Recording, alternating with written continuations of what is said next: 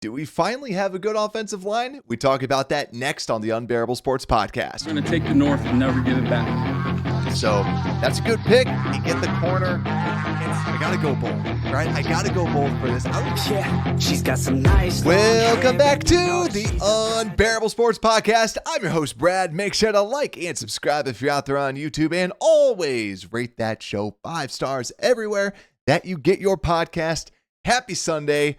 Let's talk a little bit about some offensive line. So we've been breaking down our countdown to training camp, where we talk about every single position group. We break it down of what has changed. We go into the depths of the analytics space, which I'm really excited about with the offensive line. I have a whole bunch of different stats, numbers to paint the picture about this offensive line and what to expect. And then we go through some fun over-unders. And last but not least, did we get better? So we've done the running backs, we've done the wide receivers, we've done the tight ends. Let's get all this offensive stuff out of the way. So we'll do offensive line, we'll do quarterbacks next after this episode. So make sure to stay tuned. So let's get right into this and let's talk about this offensive line and go through some of these roster changes. So like we do with every single thing, what did it look like before? And who are some of the people that we got rid of? So at this time last year, I think we kind of forget that Ryan Bates was supposed to be the starting center last year. That's what it seemed. All signs were pointing to that. And like what we were saying on the show, you're talking about a backup interior offensive lineman that predominantly played guard that they were hoping could play center. And then you had Nate Davis as the projected starting right guard. We know what happened with that. And then Tevin Jenkins was the starter at left guard. So at the beginning of the season, we know how everything worked out. Bates was not healthy throughout the entire season. Nate Davis was cut very early on just for not being good. And then Matt Pryor, who's no longer with the team, had to then step in. So then Coleman Shelton also stepped up and then was the starting center last year. Jatyree Carter was an early cut. Jerome Carbon's no longer with the team. Avion Collins no longer with the team as well. Larry Borum. So you're talking about some backup offensive tackles no longer with the team. But then also too, when it comes down to the guard positions, lots and lots of interior shakeups. But I do want to talk a little bit more about this unit before we kind of go through, because a lot of the advanced metrics, we'll be talking about these a lot.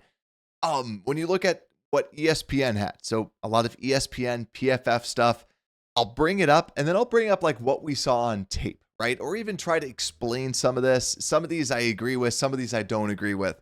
But last year, ESPN had this unit as the number 15, believe it or not, in pass block win rate and number 8 in run block win rate.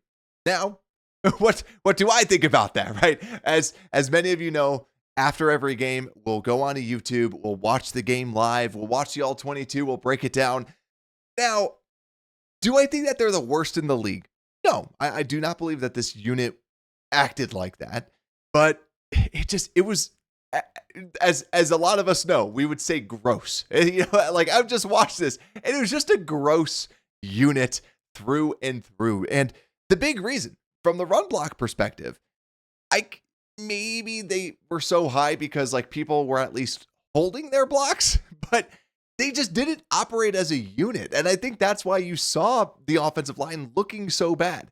Yet again, a lot of the analytics, what they're pointing to is, did you win your rep? And in a lot of situations that we saw on tape, they might have won their rep, and that might be why they're ranked so high. Like I'm trying to figure out why they're ranked so high, especially in the run blocking. But what we saw was just the rumors was that Shane Waldron wanted to run a different system than Chris Morgan. And because of that, there was just nothing was together. Because like we said, run blocking, and the great Joe Thomas, a Hall of Fame left tackle, he said, run blocking is more so about the unit and how they're being coached. And we know this unit was not well coached, and it played on the field. Just gross when it came down to run blocking and pass blocking. There's some that you can kind of excuse some people. Braxton Jones gets bull rushed every single time, right back into the quarterback. But it's just, there was a lot of times that Caleb was holding on to the ball a little bit long. It was just a nasty, everything last year was gross. I'm already like feeling bad just even talking about it, but this is why we're going to just move on to the next year and talk about how we improve. Because you could tell Ben Johnson's like, nah, we're not going to be doing any of this stuff. We're bringing in my guys. We're bringing in the people that I want to run this system. So let's break down the new group and some of the roster changes. So we had the addition of Joe Thuney, Drew Dahlman, and Jonah Jackson to solidify that middle. Because quite frankly, the middle was just bad. The middle, that's where we saw like so much of the miscommunications, people not getting to the next level. Matt Pryor wasn't awful, but what you did see was he didn't have the speed to get to the next level, to make those next level blocks. Like we saw other systems, the McVay systems, the other systems out there, you could see them getting to that next level. The Bears just never did that last year. So with Thuney, with Dahlman, with Jackson, you feel good up front. And some of the other new additions, we'll break down Ozzie Trapillo, Luke Newman, like we always do. Josh Miles, new addition, backup left tackle, and also Jordan McFadden. But really a lot of the same people from last year. We just kind of drafted some people and added those big names. But Bill Murray back, Chris Glazer was someone added later. Ricky Stromberg was someone we added later. Doug Kramer is back. Ryan Bates is back. Karan is back. And the Canadian Eagle, Theo Benedict. So let's get into some of the fun stuff. And some of the, and actually, before we get into that, I do want to throw this out there that PFF, they have said that this unit right now that we're looking at right now on screen, this unit would be the number 2 highest graded offensive line according to PFF data. So, right, with all these, take it with a grain of salt. I'm using this because there's no such thing as really stats for offensive linemen. So that's why I'm using these advanced metrics. If you choose to not agree with them, by all means. If you choose to agree with them, by all means, right? Do whatever you'd like. Take the data for however you'd like. If it's good, take it good. If it's bad, who needs that, right? So let's get into the big addition that we had, and it wasn't Ozzie Trapillo. Let's flip over to Joe Thuney. So the big newcomer was, in fact, our big addition, left guard Joe Thuney. This is a big-time veteran, big-time addition. He's going to be 33 during this season, and quite frankly, what you need to know about this guy is he's been the best pass-protecting left guard any way that you slice it. And yet again, we're going through the data, but also just watch the tape as well. All the data is also usually based on the tape too. But what I want to just throw this out there because I have not seen this stat from PFF. Or if you look at, we'll go through ESPN's, it's the ESPN analytics. Number 1 in pass block efficiency last year among interior offensive linemen was Joe Thuney at 98%.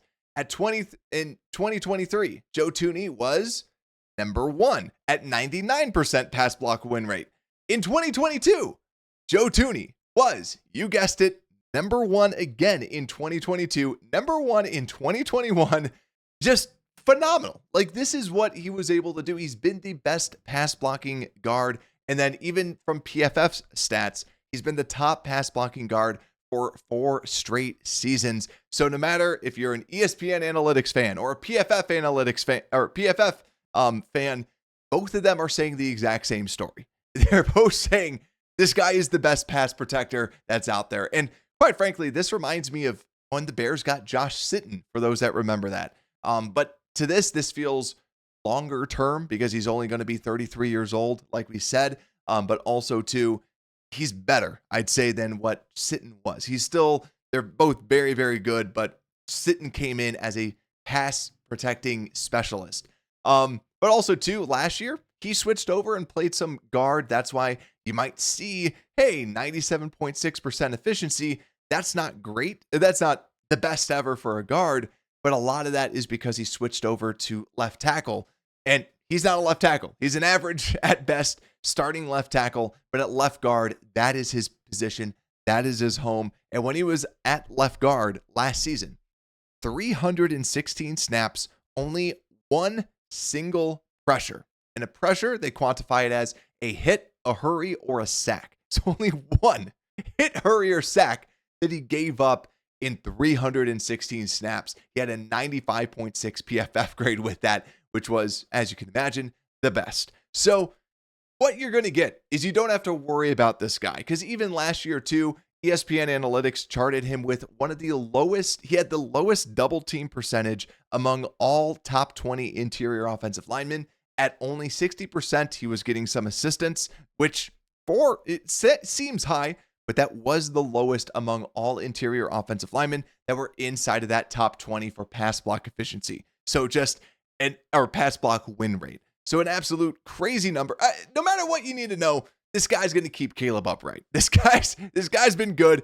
There's not really any signs of him slowing down as well, which is great. But yeah, PFF top 10 guard since 2018, top 10 graded guard since 2018. He's PFF's number 2 guard from their power rating that they did as well. Just know he's awesome, right? It's when you look at the advanced metrics, you're like, man, he's even better than what we imagined. He's even better than what we thought. They wanted to keep him upright. They want to keep Caleb upright. Best thing you can do, bring in a veteran like this. And then left tackle, we'll talk about that position battle a little bit later on. But by bringing in a veteran like this, you're helping the entire room. And this goes without saying, but he's also a phenomenal leader. We did not see a single captain out of this offensive line group last season. Darnell Wright was good, but he wasn't a leader. He's not a very vocal person.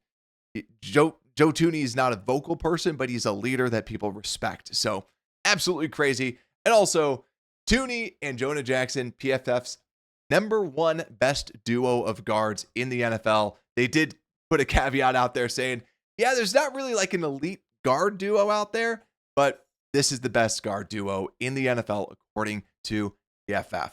So some pretty good stuff out there. Makes you get a little bit hyped up.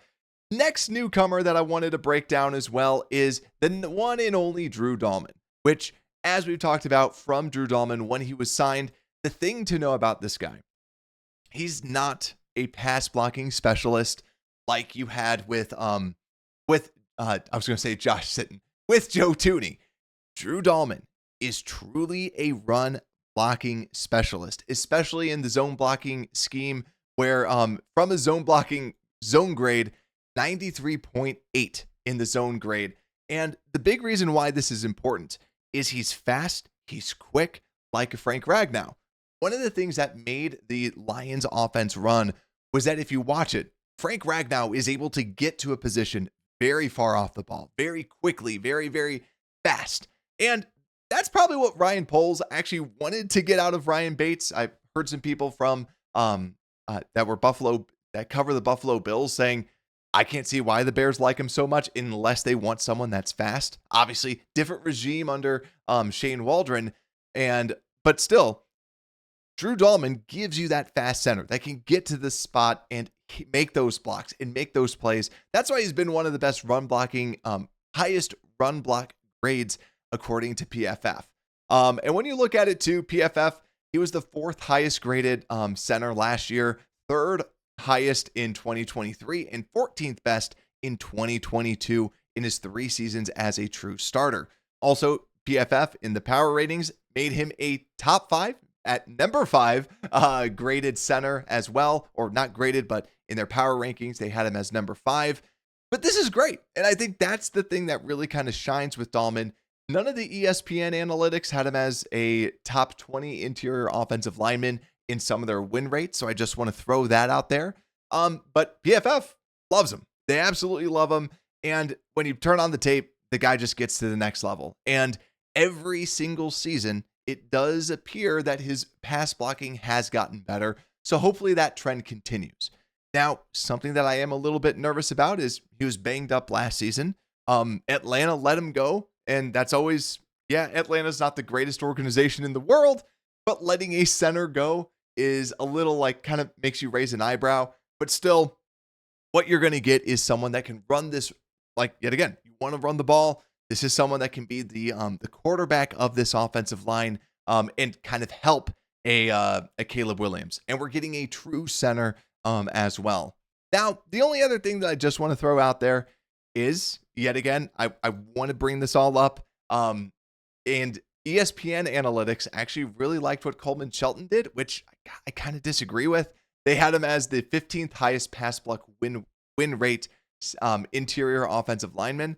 with an 85% double team. So took a lot of doubles, but man, I don't know. It felt like, to me, whenever we would watch it, Shelton was okay, but anytime that he was like one-on-one, just not even a chance. He was getting destroyed, right? He could help someone, but he couldn't really block one-on-one at all. So just want to throw that out there, because with some of the data, like we said, you can take some of it with a grain of salt for sure. So last newcomer before we get into the tackles, because I know so much of us want to get into that tackles position. But first, we have to talk about Jonah Jackson. So another person that we acquired, he was a backup actually for the Rams after signing a big money addition to go to the Rams. Rams end up drafting some players. They want to put like a Steve Avila as the starter. Jonah Jackson gets banged up a little bit, so he loses the starting job, performs as a backup, but still, right? Like I said, PFF still really, really likes Jonah Jackson. They graded him and their actual rankings and everything. They had him as the 31st in their power rankings among all guards in the NFL. So top half, you'd say. But I feel like that's kind of where Jonah Jackson is. Jonah Jackson to me is just the epitome of average, like just an average guard, nothing more, nothing less. So that's where, if you want to be critical of him making 10 plus million, yeah, like I know when he signed the deal with the Rams, it's like, holy cow, that overpay, right? Because yet again, he's right smack dab in the middle. But something that's really good is, yet again, going back to the PFF data, when you look at him underneath Ben Johnson, he was in the 93rd percentile in positively graded run block rate, which was over, I think, 16%, which was, like I said, in the 93rd percentile. So under Ben Johnson, did a lot of great things in the run blocking department. So another more of a run blocker than, say, a pass protector. So at least you feel good on the left-hand side.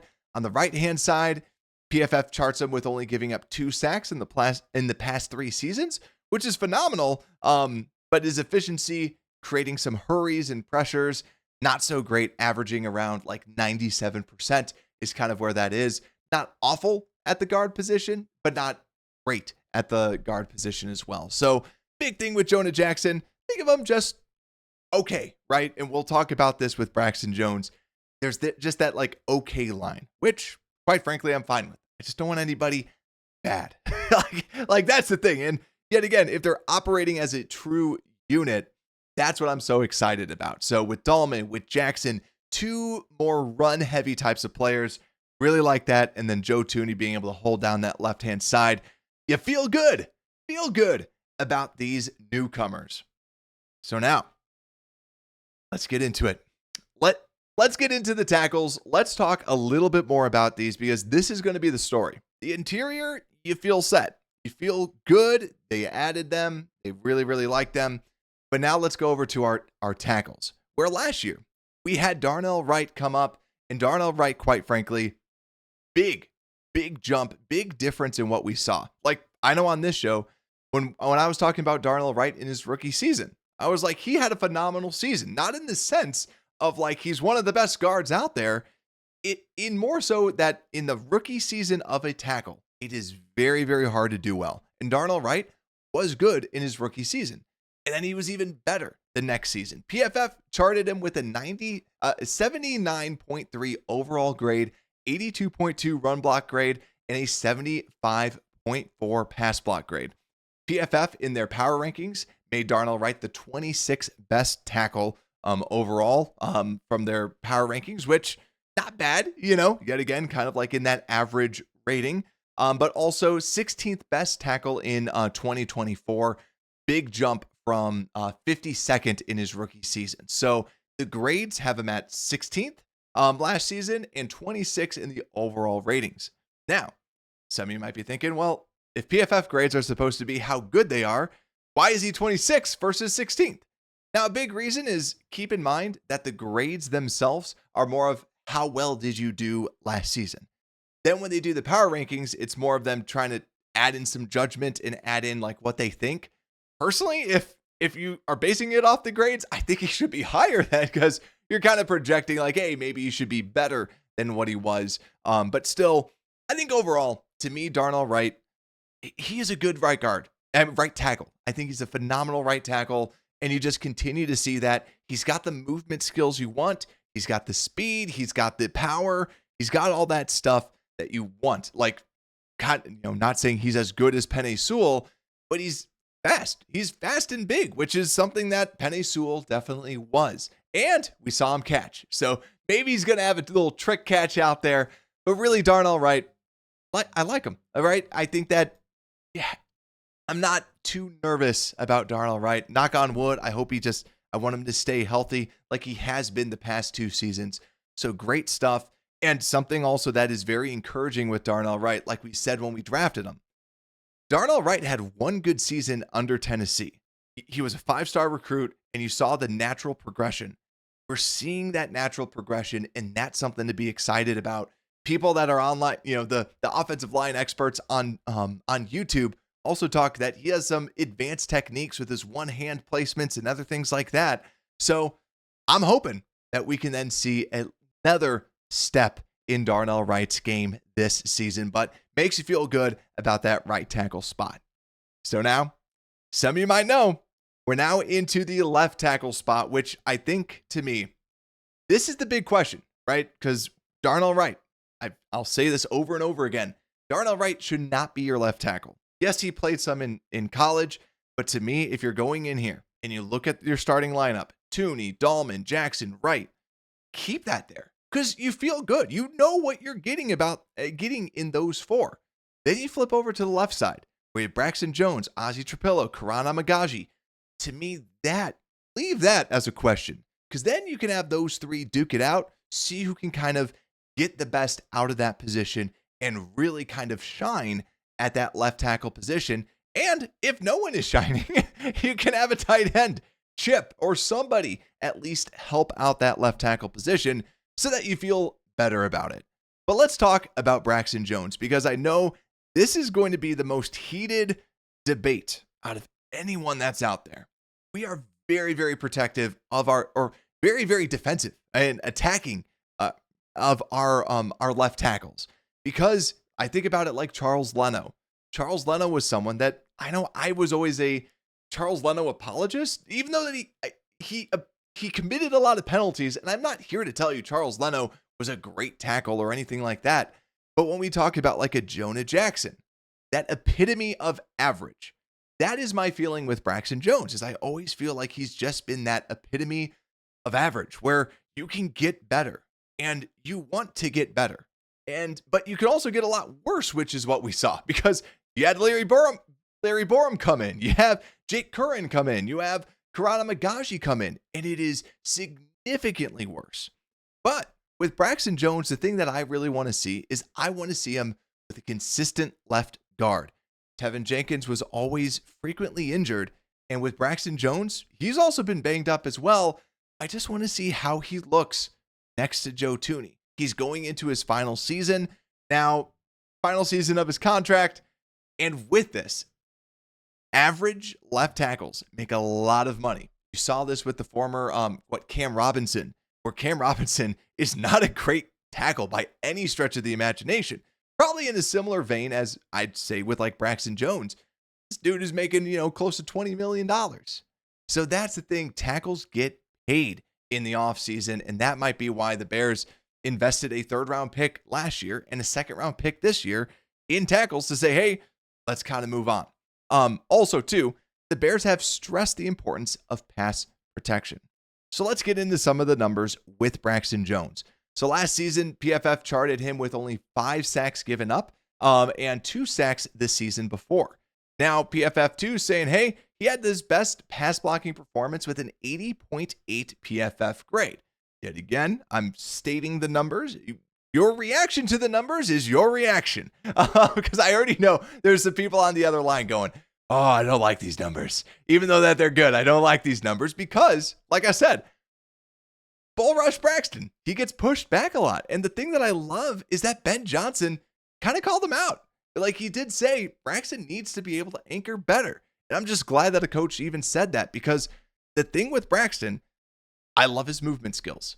I still go back to his rookie season with some of the best run blocking tape I have watched. But I have not seen that since. And he's got his little pops, right? People point to the screen pass where he bulldozes someone. His run blocking has not been as good, and the PFF grades actually back that up. 79.4 his rookie season, then around 70 the next following seasons. But when you look at the other numbers as well, in 2024, played 12 games, 11 in 2023, 17 in 22. So health has been something that has kind of come up. But in 2024, number 4 offensive tackle in run block win rate, according to ESPN analytics. And then you go into 2023, he was number 5 in pass block win rate and number 6 in run block win rate among all offensive tackles, according to ESPN analytics. In 2022, he was number 8 in pass block win rate, according to ESPN analytics. And in PFF grades, he was 22nd best in grade last season, 34th the year before that, and 19th the year before that. So, and 25th overall tackle, so one spot higher in PFF's most recent power rankings. So to me, the advanced analytics loves him. And I've said this so many times on this show, I feel the reason why they love him is because he doesn't technically lose in the worst way possible. Because he gets pushed right back up to the quarterback, but the guy's not going by him. So I think that's why, like, this is just my, like, trying to think of, like, why he's graded that way. Because he gets pushed back, but he's not being pushed around. I don't want someone that always kind of falls back into the lap of the quarterback. That's not ideal, but that's probably why, like, his grades are kind of, like, solid. But to be real too, I know so many times that we have gone into a film session expecting to hate on Braxton Jones. And at the end of the day, everyone in the chat, for those that were there, were always like, oh, it was the rest of the offensive line that sucked, that they let this other person through, or that person lined up on the other side. Now, don't get me wrong. There's the highlight films of Braxton Jones tripping over somebody or getting absolutely bulldozed, and that stuff's out there. I just want to see this. I want to see a legitimate position battle. I want to see this because he does have a lot of potential to his game. Very good run blocker. And that's why I put him at that Charles Leno tier.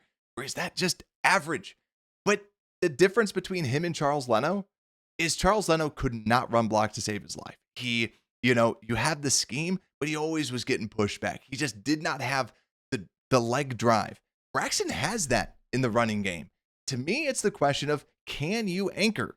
Can you, make your lower half thicker? Now, he's coming off of a broken left ankle that he got in December. There should be, rumors are like, hey, it should be a 3 to 5 month recovery. So he should be back in training camp. If he's not, it's worse than expected.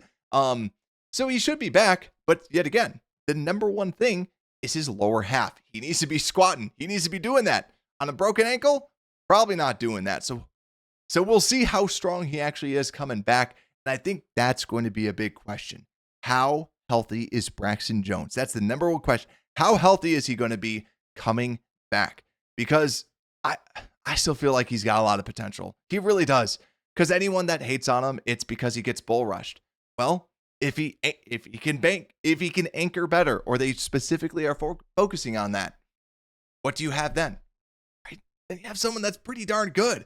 And that's the thing that I'm not losing hope on it. I just want to see it because, man, I just want to see some good offensive line play. That's what I think we all want to see when it comes down to the Bears. So Braxton Jones, advanced analytics, dreamboat. They absolutely love him. But man, I don't think he's as bad as a lot of people think. Like I said, anytime that we're watching the tape, he's always been someone that we're surprised with. But then also at the same end, but we're surprised because he does better. But there's the consistent him getting pushed back where there's so many times I'm just sitting here like this going, I don't want you to do that every single play, but you're not getting beat. So he's an enigma, or he's just a frustratingly okay person. So we'll see what ends up happening at the left tackle spot. But now, what about the back? What about the person that's pressing him for that starting spot? That's right. We're getting into our rookies. Let's break down the rookies, starting with Mr. Ozzie Trapillo. Now, this is my this is my the way that I saw him coming out of college, right? 6'8", 318, redshirt senior, a lot of experience at both left and right tackle. So to me, I said this guy projects to be a swing tackle. I put like Dan Skipper as an example. Like he seriously reminded me of him. Tall guy, just can play both sides of the ball, very smart, intelligent player.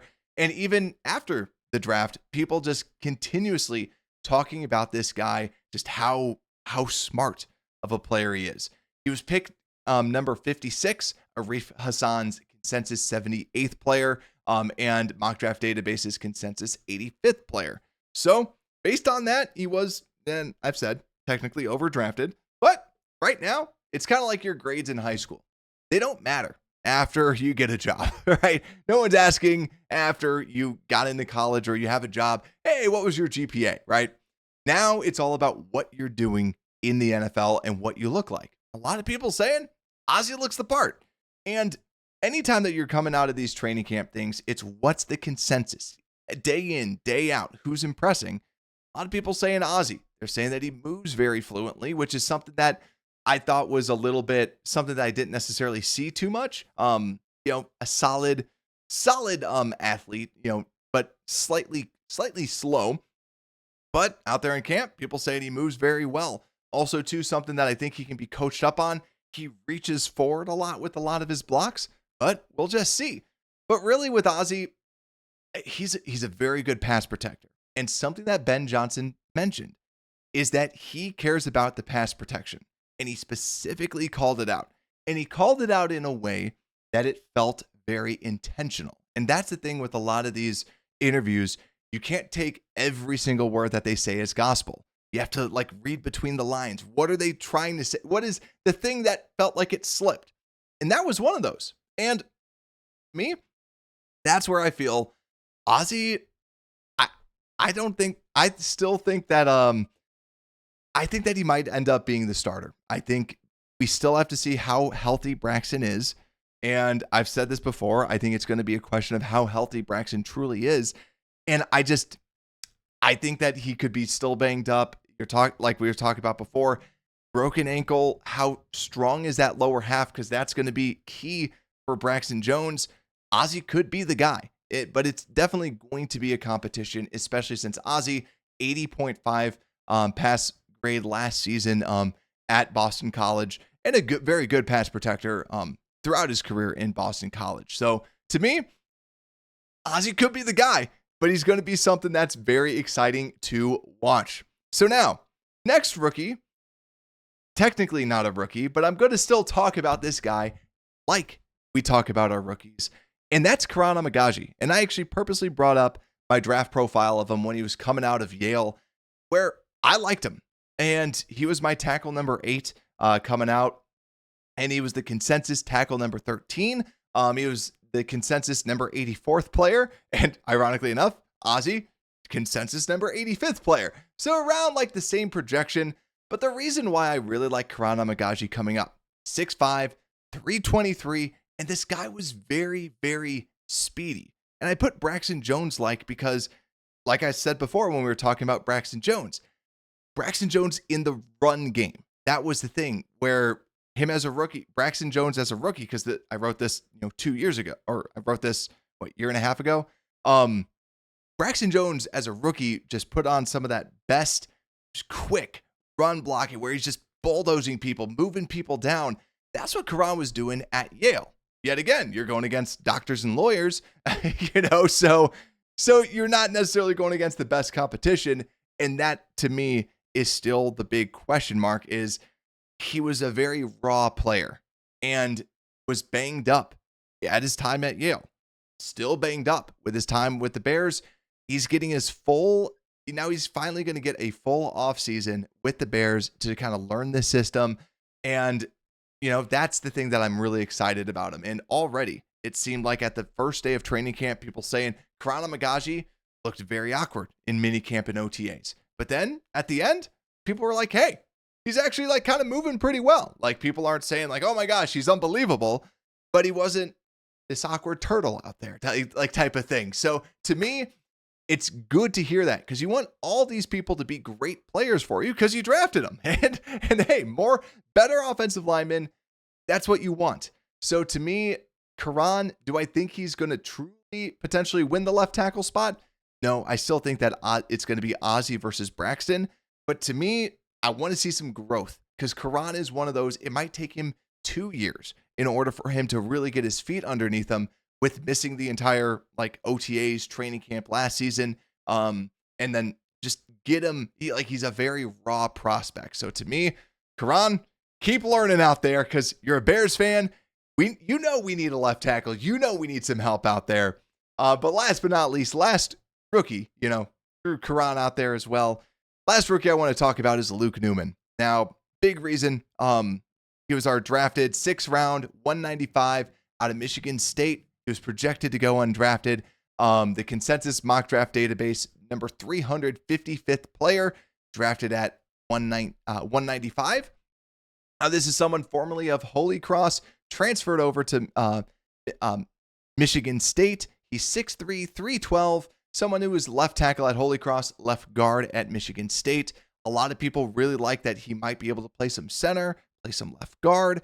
So that's the thing, that the versatility, a lot of people in that 6th, 7th round, one of the reasons why I think that the Bears went after him was because he could play guard, because he could play center, because he has experience with tackle, even though he's probably not going to be there because he has very, very short arms. But really someone that can play all around the interior of that offensive line, while in the 7th round, 6th round, a lot of those players were just centers or just guards. But really the thing that I really liked about Newman, I really liked his quickness. You could just see it on tape. Very quick, very, very nimble at that guard position. The other pieces too, some of the negatives, yet again, another reacher, someone who is very, very antsy is the best way I would put it. Trying to reach forward a lot, try to attack too much. So maybe he could be taking it. The negative on that is sometimes if you're reaching, then at the NFL level, they can use your natural leverage against you and kind of toss you aside. So Luke Newman, look for him. We're going to be talking about him in the preseason and just see what he's capable of. Now, bad part is when we're seeing them go out and make the catches. Luke Newman was one of those that was kind of commented on a lot because people were seeing all these offensive linemen and people are like, who's that guy? Who's Newman? Right? Because not in a good way. He just looked very small, looked very uncoordinated. Yet again, he's not a receiver, but yeah, just not a good look since we really haven't seen him too much. So preseason, when that stuff comes, we'll have eyes on him there and kind of break down to see what we are getting out of Newman at the NFL level. So now we're out to the rest. The rest of the offensive linemen, I don't have as crazy of slides as we had before. But with this, let me see. I think I have just a couple of these. One of the big ones that I wanted to talk about was Ryan Poles' favorite person under the sun, Ryan Bates. So Ryan Bates was someone that we traded for from the Buffalo Bills and really did nothing. He had a 48.8 pass block grade, did not look good when he was out there, and was often injured. Only played 105 snaps for us. And this guy, to me, he should have always been someone that you looked as a backup because of his flexibility at right guard, center, left guard, but never a true center. And it was always frustrating because when you talk about him, all the insiders were saying the Bears want him to be the center. And it just always felt weird. It's because he's not a center. He's a guard. He's more of a guard. He was a tackle in college at Penn State. So Ryan Bates, though, like we've said, it's his quickness is his biggest asset to him. But the big negative is arthritis. That is something that has been bubbling up. That seems to be the reason why he's been sitting out.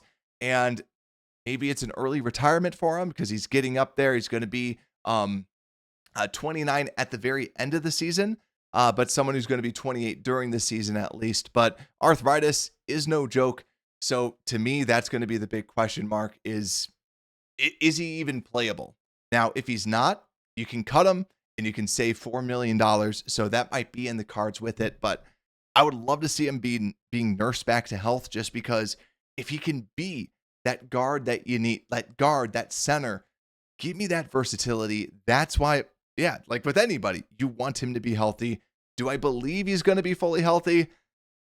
No, I'm very, very, very doubtful on that. Kind of pessimistic because we just haven't seen it, right? We have not seen him consistently healthy out there, but we really, really need it. Because let's talk about some more of these backups. Because when we look at the interior, you have Doug Kramer as the backup. You have at center. You have Luke Newman backup at left guard. You have Ryan Bates backup at right guard.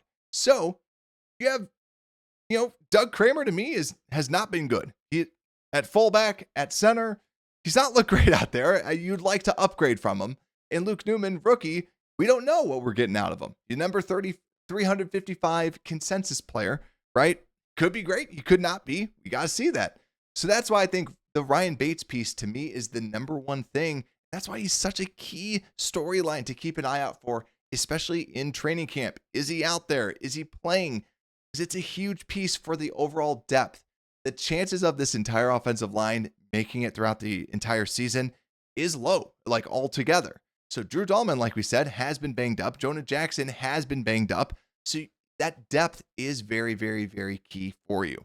At tackle, you still have Karana Magaji and Ozzy Trapillo, so you feel good on those sides at least, or you should feel a little bit better on the outsides. But as we go later on into some of the other depth, you have Bill Murray and Theo Benedict coming off of injury. Bill Murray looked phenomenal in the offseason, but had a season-ending injury. Unfortunately, his season was then cut short. The other piece, too, about Bill Murray, I thought he was like 24. He's been in the league for like 6 years. So he's not just this young spring chicken. He is older. So how does he respond to the injury? And Theo Benedict is a lot younger. We'll see how he kind of comes back. He has played some guard. He's played some tackle. So we'll see where he finally ends up. But last little bits, Ricky Stromberg, I know that he's kind of a fan favorite because a lot of people liked him coming out of college. He's bounced around, not really kind of found a home. He was with the Detroit Lions for a little bit, but then got cut. Bears then picked him up. So Stromberg is just another name to at least look at as we get closer. It might even be able to move up some of the spots and kind of compete against Doug Kramer. We'll just see when that happens. So this is usually one of the longest shows that we do just because the offensive line is just jam-packed full of talent, or full of people. I got to correct myself there. Full of people. But next, let's talk about this over-under, because I want to break this down. This is, I know, some of y'all's favorite part of the show. Let's talk about this over-under. So, over-under for sacks allowed. I'm setting the bar at 49.5. Now, Bears, as everyone knows, we gave up some of the most sacks in the NFL. I think this is going to be lower. Big reason. You have the improved interior of this offensive line. You're going to have Darnell Wright back. And Darnell Wright, I expect him to be Darnell Wright. I expect him to be a good right tackle. Left tackle, like I said, Ben Johnson's smart enough to know if that's going to be a problem, we can make it not a problem, right? So you're really kind of focused on that one. You're going to have injuries scattered around there. But what this really boils down to is Caleb Williams was holding the ball too long. Now, is that the reason why the offensive line sucked? No, the offensive line sucked. The coaching sucked. Everything was like that. But I think that you can expect that to be lower. So I'm taking the under on 49.5 because I think Caleb's going to be throwing the ball quicker. I think there's going to be more design plays that they can get the ball out fast, and the line will just be better overall. Now, NFL rank number 10, over or under? Now, last year I had it right smack dab in the middle. And quite frankly, I thought that this was might be slightly below average. But the reason why I want to bring this up, yet again, I think some people seeing number 10 being like, hey, no way, we can't do that, right? But think about it. If we have supposedly the best guard duo out there, if one of the best guards in Joe Thuney, one of the best centers out there in Drew Dahlman, right? We said Jonah Jackson, solid right guard.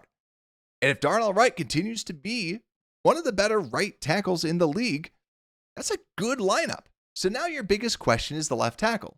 So it's how much faith you have either in Braxton Jones or Ozzy Trapillo to be a good left tackle. So if you really have, right, Jonah Jackson being just meh, like okay, average, and potentially, right? I still say Braxton Jones is an average left tackle. So if you have 2 average players, 2 top 5 players, and 1 good, great right tackle, depending on what you think of Darnell Wright, this can be a very good offensive line. Now, top 10, I'd have to kind of like pull up the list. Maybe I should have pulled up the list before. But I think it's definitely in the cards. I do think it is. Now, I think that some people will think that that's being very, very optimistic, but I think you can with this unit because of the way that they overhauled this. I think it's going to be around 10. I think it's definitely a top half of the league in the offensive line. I think that for sure.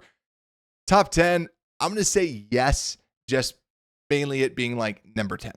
Right? I think like number 10. If I could do like 9 to 13, that's where I think that this line is going to end up. And you know what? I don't think it's that being a homer. But if you disagree, let me know. If you agree, let me know even more. But let's continue going through this. Pro Bowls at 0.5. I'm going to say over as well. Now, this is a little bit risky because we know Bears fans. If we're not good, we are going to be blaming the offensive line hardcore. No one's getting in. But I still think Joe Thuney is a big name. I think a lot of people are going to vote him in. I think that this is an easy over. And next, rookie starters at 0.5. So do you think Ozzie Trapillo will be starting over Braxton Jones? Now, I've gone back and forth. I have gone back and forth. I want to see Braxton out there because I want to see, right? It's kind of like the Justin Fields thing where you wanted to see what Justin Fields could do because there's still this feeling of like he could be better, right? Like I said, he's very good in the run blocking game. He's been banged up, right? There's potential for him to get better. But I think because Ozzie just being there, Ozzie being someone that they picked out, Ozzie being someone that is also very smart, very intelligent, being a good pass protector. I actually think that this is over. I think that Ozzie will definitely, I think he will start at one point in the season, whether it's at the beginning or later on or with an injury. I think he's going to be a starter at one point, and we're going to see Ozzie out there. So it just feels like it's starting to become that way. And 2, I feel like Ryan Poles probably would want to trade Braxton Jones as well, because if you think about it, the tackle market is so poor. A team like Kansas City, I think that they might be like, yeah, give us another tackle. We want to see something that we could do, right? What can we do at this tackle position? So I think, yet again, the best thing for the Bears is Ozzie being great. You have him underneath the rookie contract. You can do something like that. And then you can say, hey, we have this other person that was starting for us, Braxton Jones. Does anybody want him? He's a left tackle. You get first dibs. You can try him out, right? Tackle is such a important position. So I'm going to say over. I'm going to say over for rookie starters. We'll see what Ozzie ends up doing. And last but not least, did we get better? I already kind of hinted at this, but I always like to just kind of break this down. If we look at the starting center position, Ryan Bates and Coleman Shelton, Drew Dahlman is better. From a depth perspective, right, we still have Ryan Bates, and knowing now what we know now, Ryan Bates is still kind of that backup. Don't really like Doug Kramer. But then when we go to the right guard position, Jonah Jackson versus Nate Davis. I think we know. I think we know there. But if we truly think about it as Matt Pryor versus Jonah Jackson, I still like Jonah Jackson more. I think he's got the mobility. There's a reason why Matt Pryor is not being projected to be a starter somewhere else. Matt Pryor is a good backup to have, but not a good starter. Yet again, I still like our depth from last season because our starters did not perform. So I think at the line level, we had a little bit more depth so far. Because even like at left guard, you're talking about Jatiri Carter, who ended up being cut, and Tevin Jenkins as the starter. Joe Thuney better than Tevin Jenkins, even when Tevin Jenkins is healthy. And then you go to the tackles.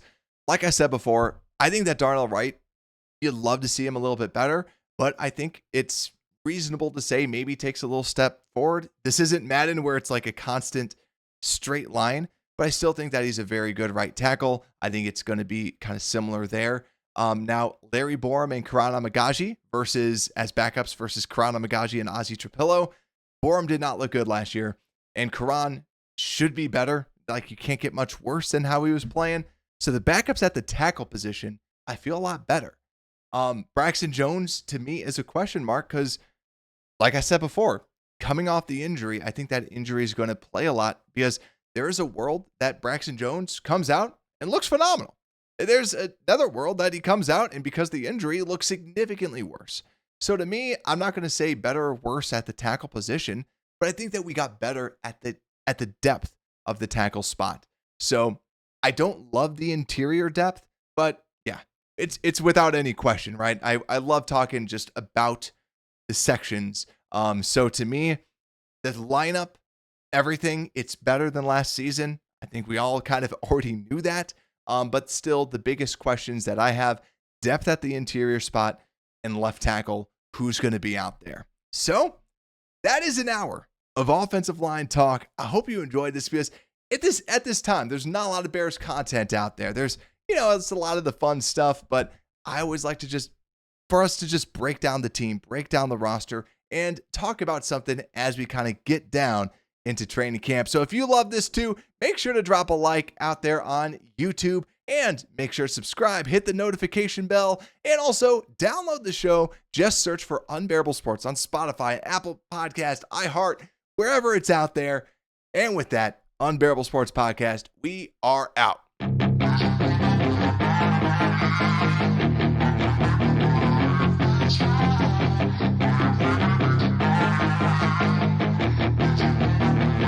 Yeah, she's got some nice long hair and you know that she's